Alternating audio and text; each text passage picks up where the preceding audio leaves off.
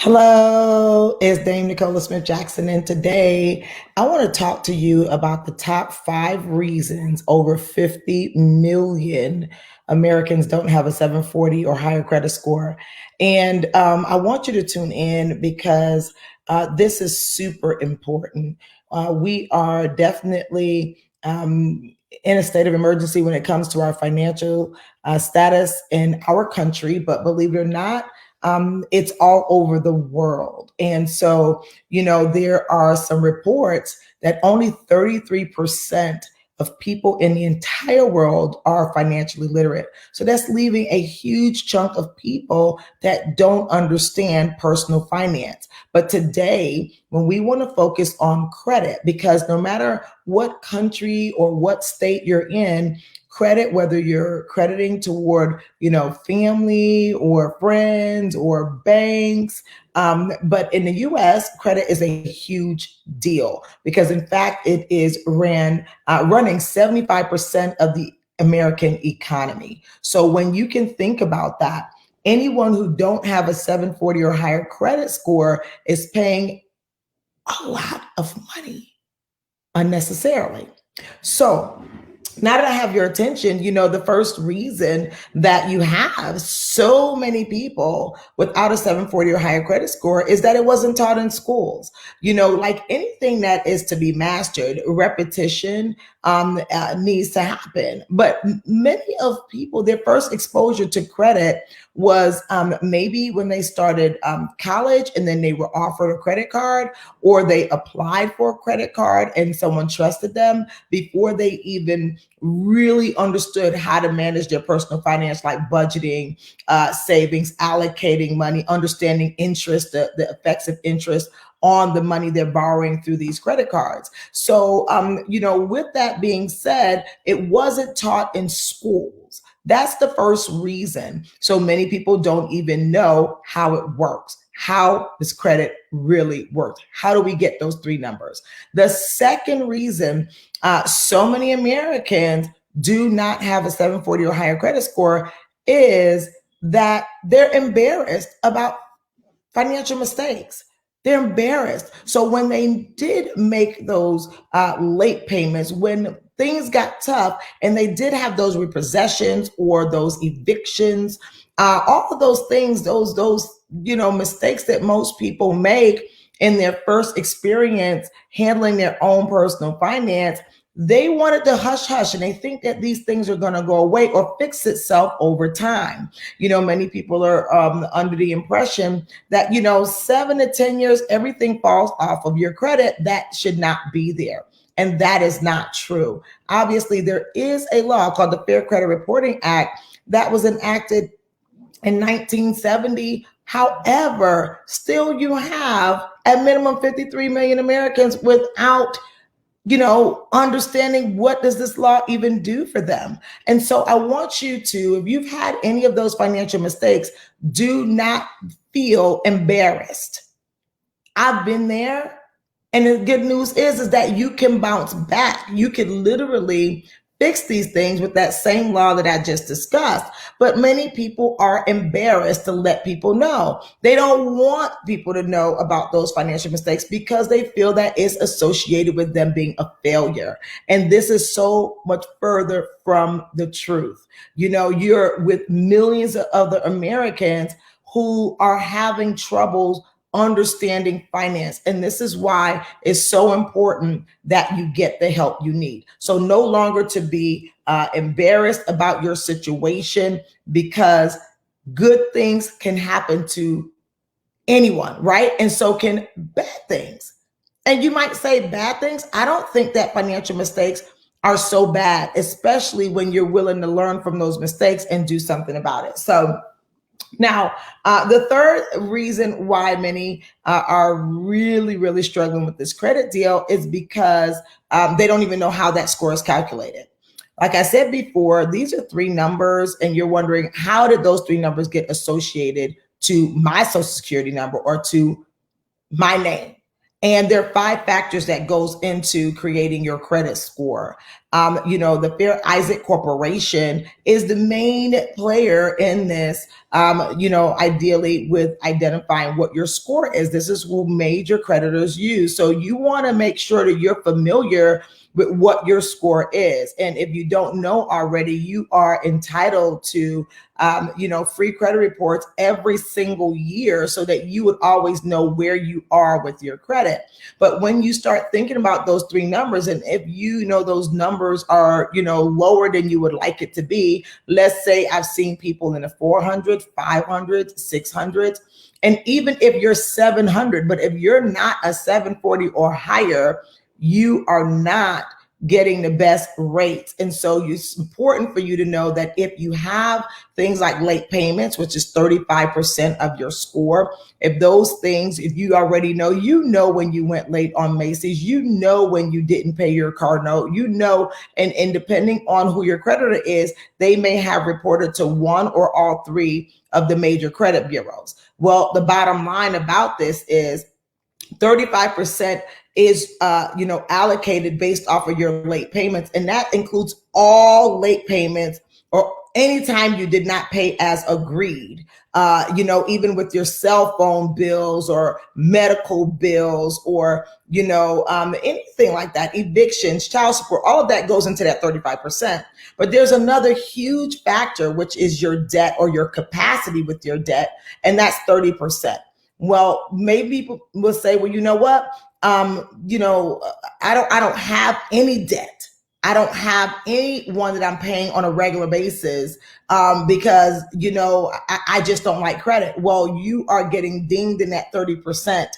So if you had late payments and then you have no one that you can say you're paying on a regular basis on time, then guess what happens? You are now depleting your possibility of a higher credit score. So it's important that you understand to have at least three trade lines.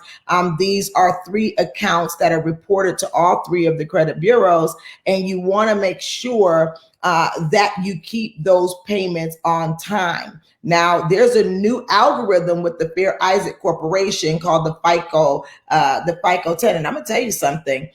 Even if you were one considering I pay on time, but I pay it maybe 10, 20 days later, or I pay it before grace period or whatever, that's still probably going to affect you.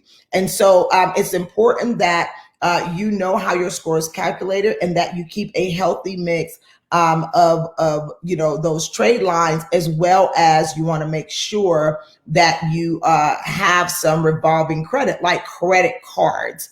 Don't use them for consumer debt. Don't use them for things that don't make you more money. Don't use them for things that you don't have the money to pay back more than the minimum due, because these are things that are putting you in a bigger hole. And so when we start to think about this, 15%, getting back to the calculation, is the length of your credit history. How long have you been paying anyone with credit? Let me tell you something. A few dings on your credit report versus no history at all.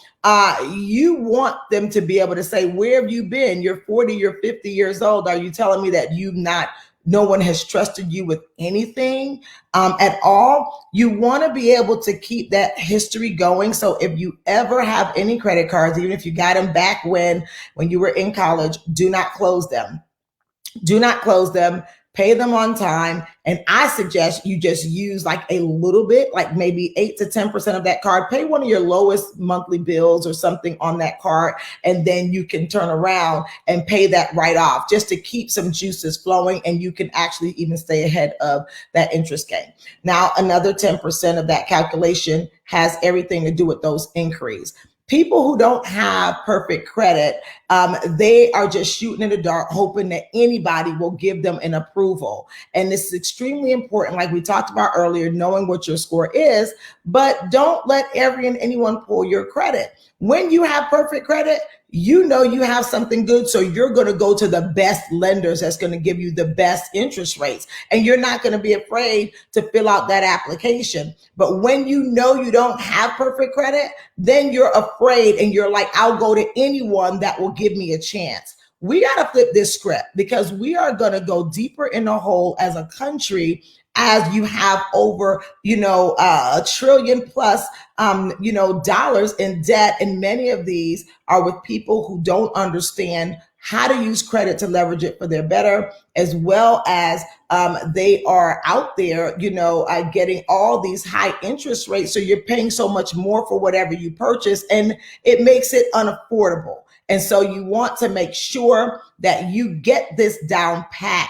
And then the last 10% is, the mix of credit. What type of credit do you have? We talked about that a little bit earlier about revolving credit. That's just simply when the credit is made available to you. You use the credit, you go buy something, and then now as you pay back, that credit becomes back available to you. Versus installment debt, which installment debt is like your car, your home, that, once you pay it, it pays down the balance, but they don't give you access to go run it up again. And so the types of credit that you have is super important. If you hadn't realized already, they typically ask you for a little bit more information when you're trying to run a credit application for installment debt. They want to know a little bit more about you. A lot of times, depending on what it is, especially when we talked about, like, if it's a house or car that you want to qualify for, those are longer commitments. And so they want to know a little bit more about who you are, where have you been. They want to verify your employment and things like that. They verify it. Well, you can get some revolving debt like credit cards by just filling out whatever you say on your app, and they check it out, right? And they just say, okay, if the score is good, we're going to give you the money. Well, some of that installment debt want to make sure you got the money in the bank, right? But the bottom line is you want to have a balance of the two. And what about secured or unsecured debt? Well, secured debt means that you're backing it with your own money. Nobody trusted you. So there are lower requirements to getting that secured debt. But then now unsecured debt, I want you to know that that's where someone says, I'm trusting you to borrow my money. But guess what?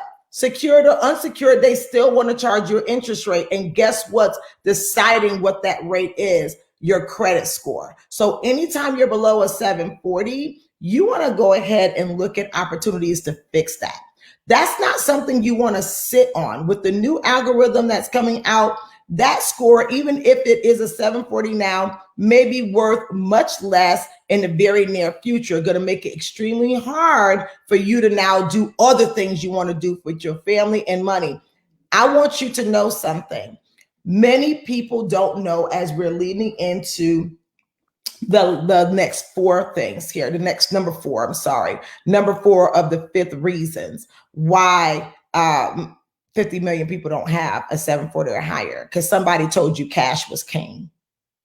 Now, with it being that so many Americans don't even have an extra $1,000 in their bank account as disposable cash, how could cash be king for you?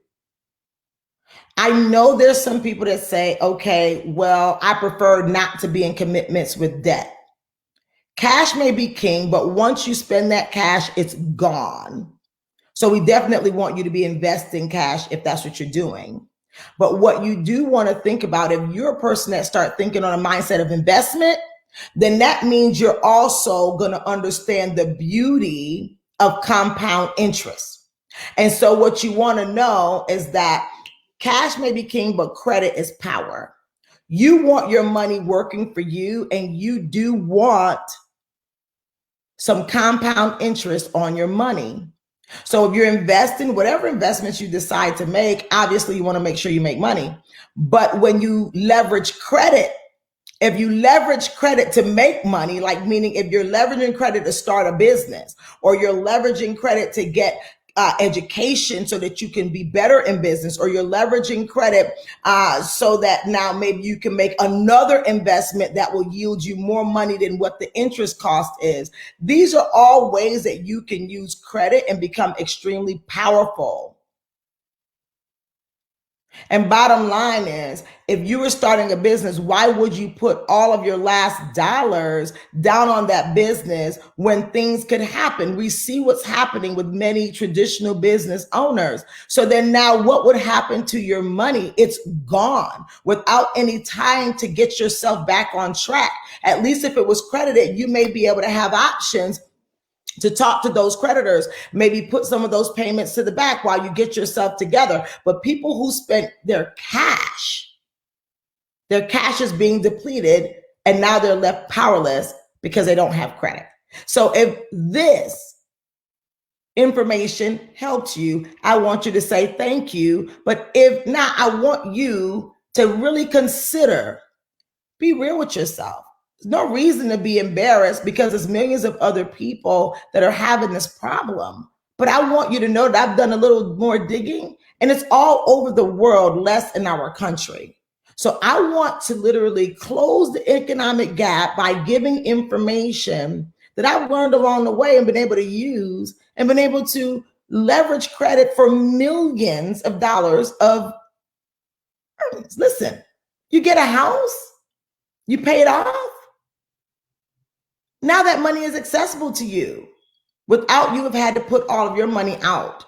So I'm telling you, you do want a 740 or higher, because even if you have one now, it may not be even worth that number today. So if you need that kind of help, reach out to whoever offered the help to you. Get educated and use the knowledge so you can actually get power. So that's it for me. Hopefully this helped you. See you soon.